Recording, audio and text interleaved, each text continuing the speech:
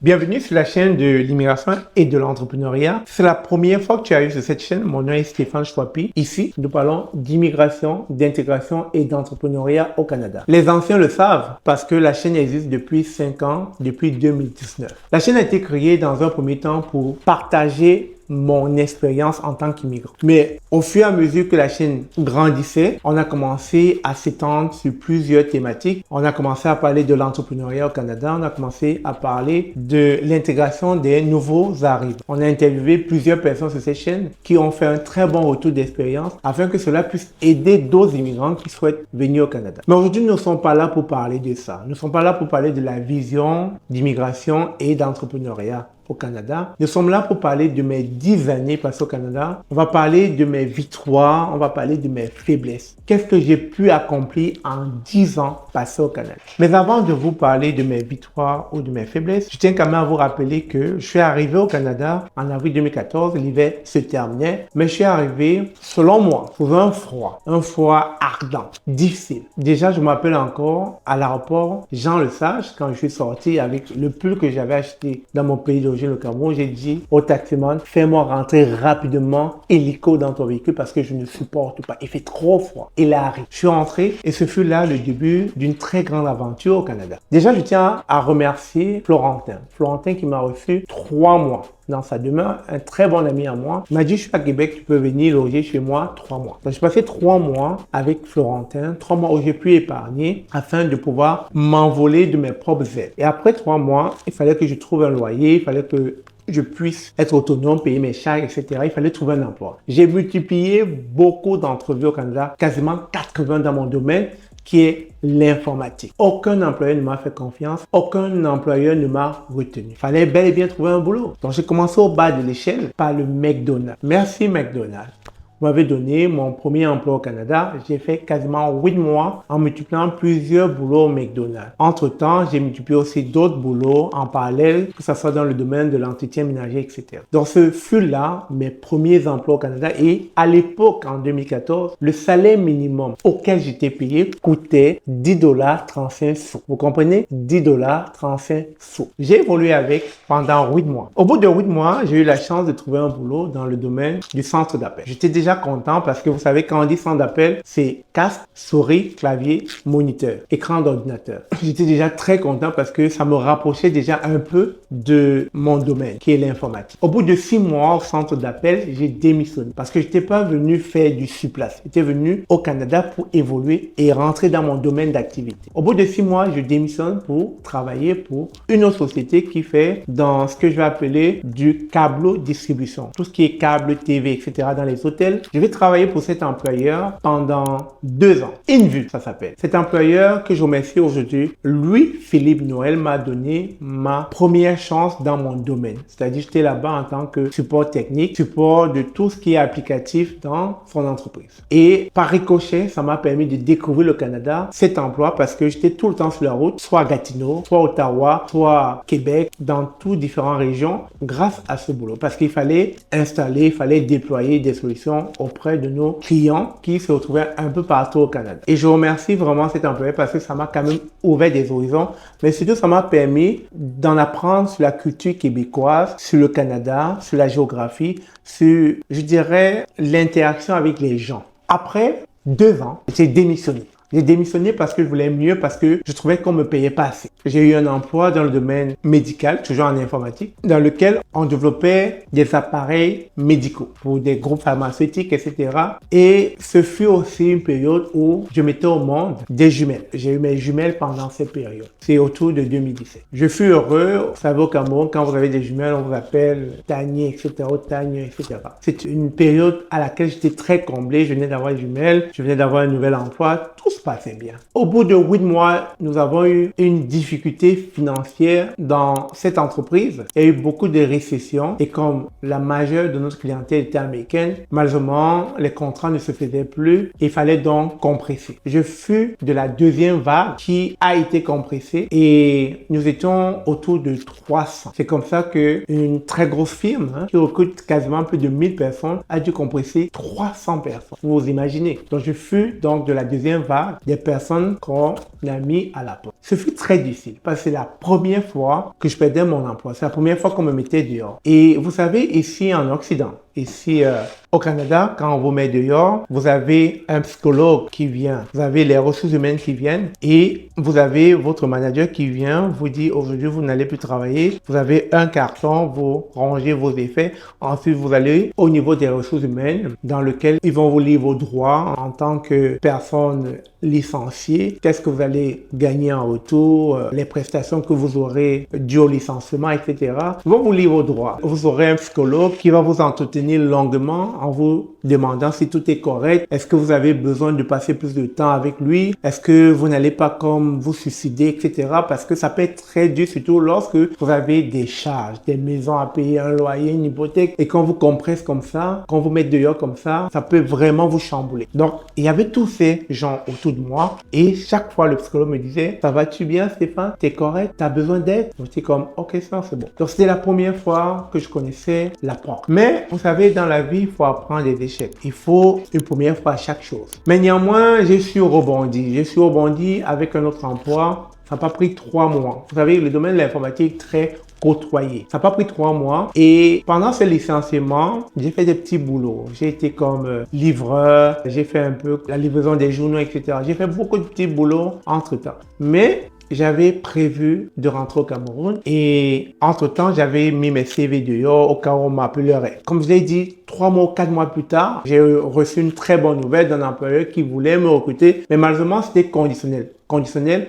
pas par rapport à lui, mais par rapport à moi. Je lui ai fait comprendre que je serais prêt à commencer uniquement si je prends d'abord mes vacances et c'est au retour de mes vacances que je pourrais commencer avec eux. Il était très intéressé par mon expérience, par mon CV. Il a accepté et donc on a passé l'entrevue quand j'étais au Cameroun à vacances et l'entrevue s'est bien passée. C'était sur Skype à l'époque, je me rappelle, en 2020 et il m'a dit, tu as la job. Comme on dit, c'est la job. Tu as le boulot. Et j'étais très heureux. J'ai signé mon contrat depuis le Cameroun et j'étais en vacances. Donc, je suis revenu au Canada avec un contrat de travail. Mais je vous rappelle, j'étais déjà résident permanent parce que je suis arrivé en tant que résident permanent. Et quand j'ai commencé cet emploi, c'était bien, c'était dans le domaine du game, tout ce qui est casino, tout ce qui est machine à sous. C'était encore notre challenge parce que vous savez, l'informatique est vaste. L'informatique, c'est tout ce qui est réseau, c'est tout ce qui est applicatif, c'est tout ce qui est système, mais ça ne veut pas forcément dire que vous allez toujours être dans les logiciels Windows, Linux, etc. Ça peut être, comme on avait dit, des intégrations avec des domaines divers. Comme je disais tantôt, le domaine médical ou encore le domaine du jeu vidéo ou encore le domaine du casino. Donc, on avait une solution qui permettait aux casinos, que ce soit le casino de Montréal ou d'autres casinos dans le monde, de pouvoir éviter de se faire arnaquer. Parce qu'il faut savoir que le monde du casino est un monde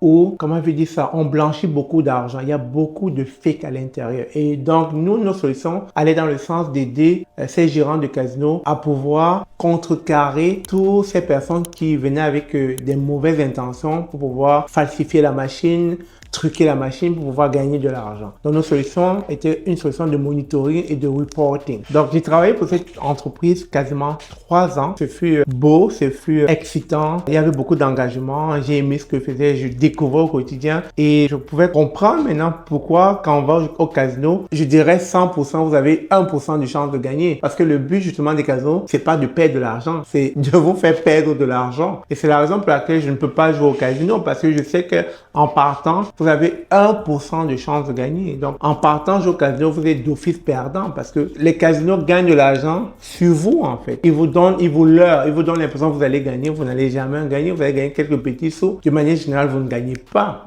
au casino, vous ne gagnez pas le gérant du casino. C'est lui qui vous gagne. Donc, j'avais compris tout ce système à travers la solution que nous avons mis sur pied. Donc, du coup, ça me reconfortait dans la situation que ça ne sert à rien de jouer à ce genre de jeu-là parce que vous n'êtes pas gagnant en partant.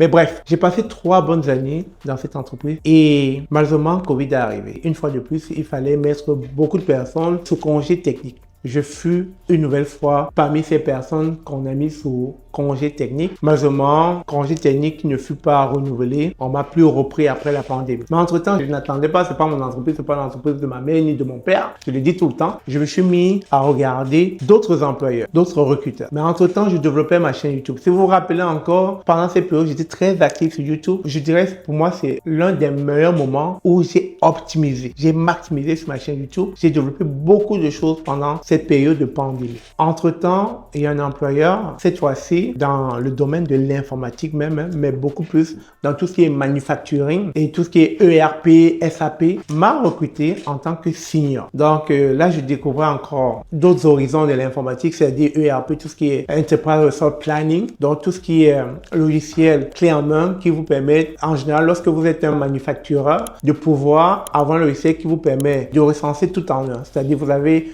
la partie ingénierie, la partie vente, la partie achat, la partie ressources humaines, la partie paye, mais tout ça en un seul logiciel et tout ça monitoré avec les reporting qui permettent justement aux gestionnaires ou aux manufactureurs de ne plus avoir à se casser la tête, de pouvoir tout gérer, soit à partir de son téléphone, soit à partir de son ordinateur, à travers ce logiciel-là. C'est ça qu'aujourd'hui, avec les produits Oracle, SAP, beaucoup d'entreprises s'arrachent ce genre de logiciel, ce genre de solution. Et Oracle se fait beaucoup d'argent à travers cette solution. Donc, nous étions donc dans ce genre de solution ERP. Je découvrais ça, je n'avais pas travaillé dans tout ce qui est manufacturing par le passé. C'était intéressant une nouvelle fois, c'était des challenges. J'ai passé 3 bonnes années aussi avec cette entreprise, 3 bonnes années où j'ai appris, je me suis développé, etc.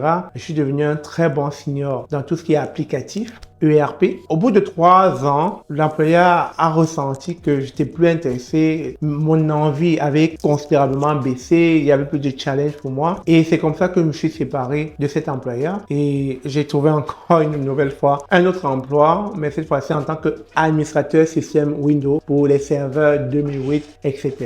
Donc, vous voyez, j'ai quand même fait beaucoup de prostitution professionnelle. Excusez l'expression, je me suis beaucoup prostitué professionnellement. J'ai changé beaucoup d'employeurs depuis mon arrivée au Canada. J'ai fait tout type d'emploi, sans compter les petits boulots que je vous montre au quotidien, plonge, entretien ménager, porteur, etc.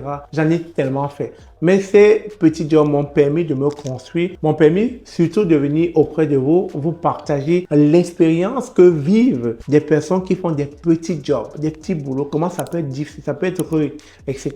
Donc de manière générale, voilà un peu tout ce dans quoi j'ai baigné durant mon arrivée au Canada. Donc comme je le disais tantôt, j'ai eu des jumelles, j'ai eu un garçon, c'est ça ma fierté, une famille de magnifiques enfants qui grandissent dans cette belle société, à qui j'essaie d'inculquer de belles valeurs. Et ma chaîne YouTube aussi fut une victoire parce que à travers ces vidéos d'éducation, de sensibilisation, nous essayons de déconstruire ce que on nous a toujours mis dans le subconscient à travers les chaînes télé, à travers ce qu'on pensait de l'Occident. Nous, sur cette chaîne, on veut être vrai, on veut être transparent, on voudrait faire comprendre à chaque immigrant qu'il n'y a pas de supériorité dans ce monde. Tout le monde est sur le même pied d'égalité et tout le monde a les mêmes chances de réussite. Et c'est la raison pour laquelle quand vous venez au Canada, nous voulons que vous veniez apporter une valeur ajoutée dans cette société, que vous recrutez, si possible, les Québécois, les Canadiens, c'est possible. Nous ne voulons pas que vous veniez ici dans la logique du métro, boulot, dodo. Non. Si c'est le cas, restez en Afrique, restez dans vos pays d'origine. Nous voulons que vous veniez changer le paradigme canadien. Parce que vous avez laissé tout derrière vous. Vos familles, vos entreprises.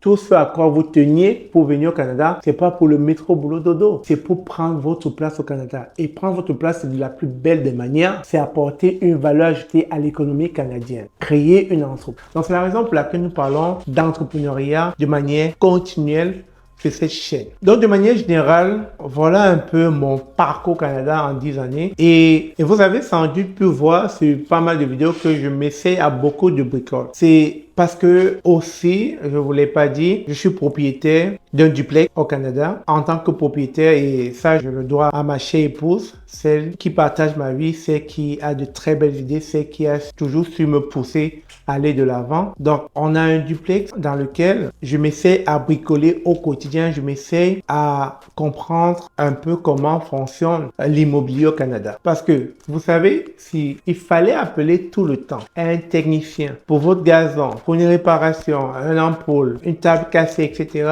vous ne vous en sortirez pas parce que c'est beaucoup d'argent appelé un technicien au Canada. Beaucoup d'argent à tous les niveaux. À un moment donné, je le dis tout le temps, vous n'avez pas le choix d'être autonome. Vous n'avez pas le choix d'être indépendant. Vous n'avez pas le choix d'apprendre sur le tas. Et c'est comme ça que j'ai appris sur le tas. J'ai appris à faire la peinture, à bricoler, à réparer ma salle de bain, à faire du gazon, à faire pas mal de choses. Vous le voyez dans les vidéos. À un moment donné, tu n'as pas le choix parce que quand tu sors de l'argent au quotidien et que tu te rends compte que, mais attends, pourquoi sortir de l'argent si moi je peux m'essayer à le faire? Du coup, ça change beaucoup de choses dans ton cerveau. Je dis pas qu'il faut pas appeler les techniciens, on peut les appeler, mais vraiment en cas de force majeure, lorsque vous n'êtes pas capable de le faire, lorsque ça demande vraiment une expertise de pointe. Mais pour des petits bricoles que vous pouvez le faire, pas besoin d'appeler un technicien. C'est ce que j'essaie de mettre en avant à travers mon duplex en tant que propriétaire. Ça fait partie des différentes victoires que j'ai pu accomplir au Canada. Mais un autre truc aussi sur lequel j'aimerais attirer votre attention, rien n'a été fait au hasard. Le duplex, je l'ai dit tantôt, je suis propriétaire, mais avec un locataire. Donc, mon duplex, j'aurais pu prendre une maison unifamiliale, mais j'ai pensé au duplex parce que je me suis dit, on est ici pour prendre notre place. Et donc, en étant ici au Canada, j'ai dû penser sur retour sur investissement. C'est la raison pour laquelle, en allant chercher un duplex, je pensais déjà à un locataire qui m'aiderait à payer mon hypothèque. Vous savez, quand vous avez un unifamilial, vous êtes le seul à payer, vous êtes le seul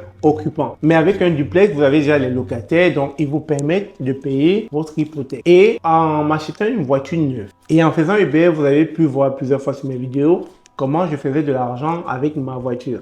Parce que je me dis à chaque fois, ça ne sert à rien d'avoir une voiture qui coûte 20 000, 30 000 et de payer parce que avec le temps, sur le temps, ça finit par se délabrer. Ça finit par perdre de la valeur. Je me dis non, mon véhicule je le paye encore, mais comment bien le payer sans pourtant aller chercher l'argent de mon salaire, etc.